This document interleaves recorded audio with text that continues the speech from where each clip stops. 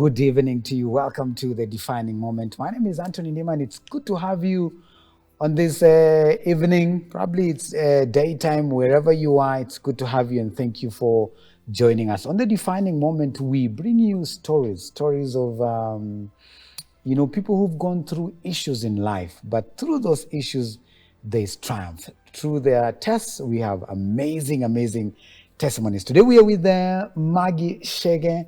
Maggie had a grueling experience as she got her first baby. And for those who are parents, the first baby comes with a lot of excitement and you desire that things will go well. But for her, it went south, and she's here to share her testimony, but also to encourage you that, you know what, even through all that, God is still God, and He can be able to bring you out of it rejoicing. So Maggie, karibu sana. Asante. It's good to have you. We've also discovered that we were together in campus. Yes. I was a few years ahead of you, quite a number of years ahead of you. Yes. And by the way, we are the ones who created that The ministry okay. that you guys found looking very... Yes, lucrative. looking very nice. But karibu sana. Asante. So Maggie is a mother. Yes. She's a wife. Yes. What else does Maggie do? I'm a businesswoman. You're a businesswoman. Yes, I sell toys. Oh, great. Yes. That is very interesting. Yes. What pushed you to Toys. go into that direction? Well, I have always loved business. All right. That's my love. Like, business is my love. I have always loved business. But then, while we were going through a very tough financial situation with my husband, God put that idea of toys in his mind. And God is so amazing, because actually the first day he asked, what do you think we should do? I first thought, well, I wouldn't know, probably clothes and all, because that is what I had done before. But then God gave him that idea of toys. And then later God would connect him with someone who is actually in that business. And he was mentored, and that is how we began. Wow. And today that is what we do. And we love selling toys. All right. Yes. It's good business. Yes, it for is you good guys. business. It is. Even during Corona, God has helped you. Oh yes, to the glory of God. Lovely. So here you are, you're expecting your first baby. And you're having such a moment. 40 weeks, the baby hasn't come. Yes. So you kept going. And it was 41 really tough. weeks. Yes. 42 weeks. Yes. What was going through your mind? I think that's one of the toughest time in pregnancy for any mother. Right. Because you see, especially being a first mother, you don't know what you expect. In as much as you've been praying and trusting God, there will always be that moment when you're wondering what exactly is going to happen to me. And I suffered that. Although I kept telling God, I have trusted you, I am waiting on you, and my story will not be anybody else's story. You know? Yes. That is what I just kept telling God, because, women will tell you this will happen, that will happen. Now that you're expecting a boy, you're supposed to delay, you're supposed to have this and that. It's a very confusing time, by the way. Right. But by the grace of God, I was holding on, and I did lots of exercises. At this point, now you're told, keep exercising because you need that. These last weeks are like, and I really used to walk. I really used to hit those stairs, you know? But anyway, as God would have it. Right. Yes. So 43 weeks. 43 weeks. Eventually, they say there's labor. Yes. But it was false. It was false labor. Actually, I had gone to hospital several times because of false labor. From 40 weeks, I kept experiencing false labor. And I will go to hospital. At times, I will be admitted. As they check me, then in the next morning, they will say, okay, well, you just go back home. Wow. So they told me to come at 42 weeks. Right. I go back at 42 weeks. Then when I went for the checkup now at 42 weeks, of course, there's no way you would go back home. So after a few days, they said, you know what, you're here in hospital and you're not going back home, and we're going to induce you now. Wow. Yes. That's a grueling process. It is. Very painful. It is. So you were induced, Maggie? I was induced. That was the last thing I wanted to happen to me, actually. Right. Inducement, no. But so after being induced, were you able to get the baby now normal? Now the labors kicked in, of course, Right. very bad labors. But the baby was not coming. And actually the first few, the first centimeters up to 8 centimeters dilated. Right. I was doing okay. Like I felt like I can take this, especially having thought to myself, I have the strength to do this. Yes. I can do this. So up to 8 centimeter, I was doing well. But then from 8, nothing came. I'm not improving. I'm not It's going not to 9. dilating beyond? Yes, it's not dilating beyond that 8. Every time I'm checked, 8. Every time after 4 hours, after 3 hours, after 2 hours, It's still same. 8. Until actually at 2 o'clock, I remember I told them, no, I can't do this anymore. Yeah, it's You're either too going much. to kill me or kill my baby. Right. So just let me have CS.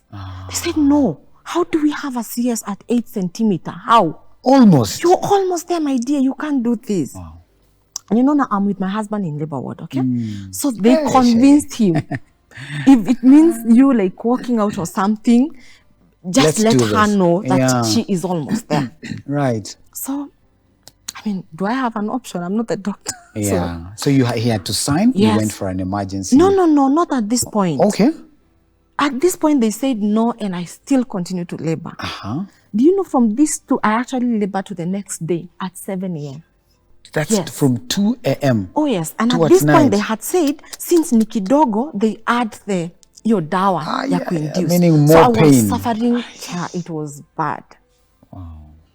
My labor was bad, by the way. I wouldn't wish that on any woman actually. Those times you feel like, God, it looks like I had died and then you brought me back. Because I don't even understand myself at this point. Yeah. And my husband was here now. He had prayed. Thank God he was still praying. Whatever he could say, he could say. And then also we had brethren in the church, by the way. Right. Actually, one of my nurses was a brethren who I knew. All right. And these guys kept encouraging him, you know, kept praying with him. Actually, I remember there's this specific couple who would say and call him and say, we are still praying for you guys. We're still praying for you guys.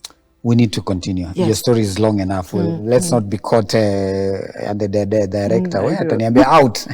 So you up to the following day, eventually Eventually, nothing happens. nothing happened. I'm on that table and baby is not coming out. So Baby you is actually stuck. Wow. Yes, and this is a dangerous place actually to That's be in. true. Because mother can actually be lost, Yeah, the child and the can baby be lost. as well. Yes. So they have to make a decision Yes. for an emergency CS. Yes. You're taken to the theater.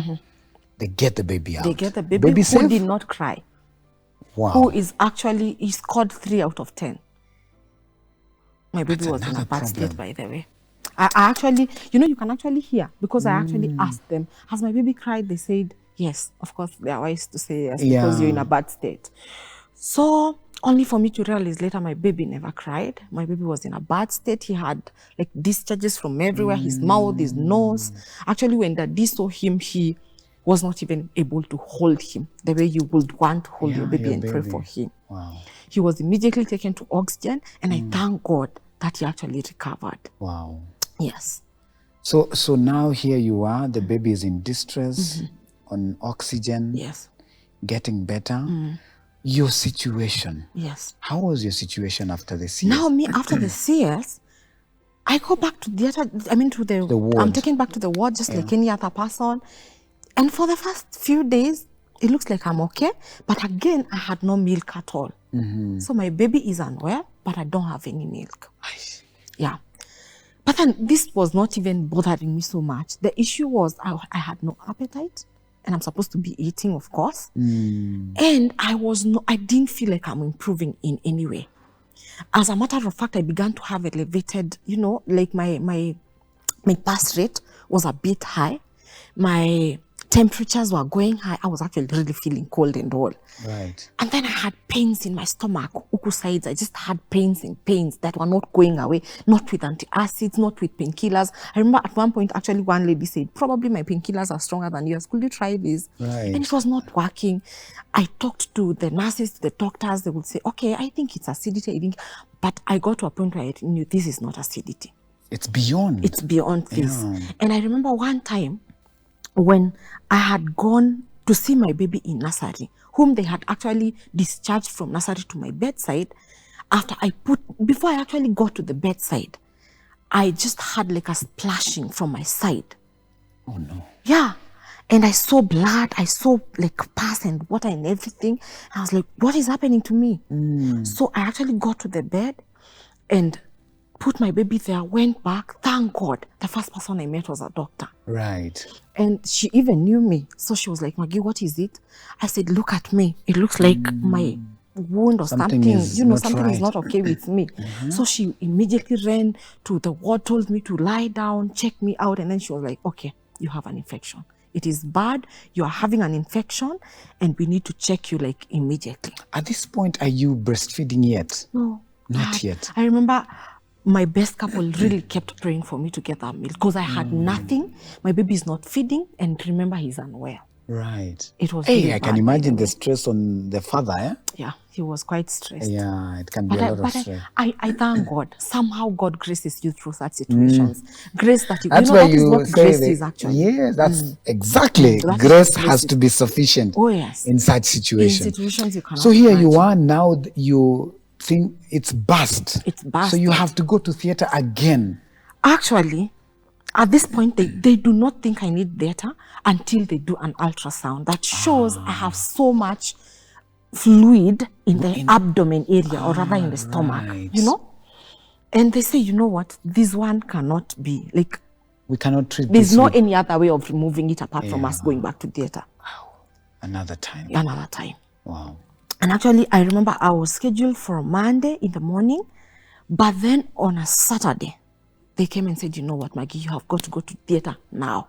Yeah. I think somebody somehow missed their opportunity or something. I don't know what happened. Right. But what I know, Anthony, and I can tell you for a fact, that God came through for me right that moment. I may not have known.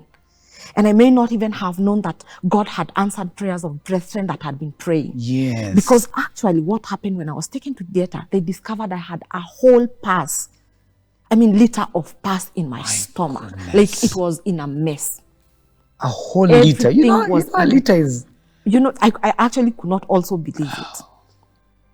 And you know what? Actually, I remember after that, one of the surgeons, when he came to see me after theater, said, you are a testimony. There is nothing that would explain why you're still here with us, Right. apart from a miracle from heaven. So all this time people are praying for you. Yes. And then you see Brethren there's power in prayer. Oh, eh? yes, there is. Oh, yes, there is. So they're praying for you, they're speaking, healing and all that. Yes, they are calling. What did the doctor say this pus would have done if it was not removed? Actually, he said that I only had 24 hours to live. Maximum. And you had been scheduled for Monday. For Monday. So, I wouldn't have lived through. That's why I told you, I believe whatever happened to whoever was supposed to come at that moment was divine. And I pray God they lived. But you know what? That was godly. Nothing about just human coincidences. It was God. Come on. Yes. Hold it right there. We will be coming back in just a bit with Maggie. Her situation actually is not even getting better. So we get to understand what happens after the surgery. Was it one surgery? Was it two? When we come back right here on The Defining Moment.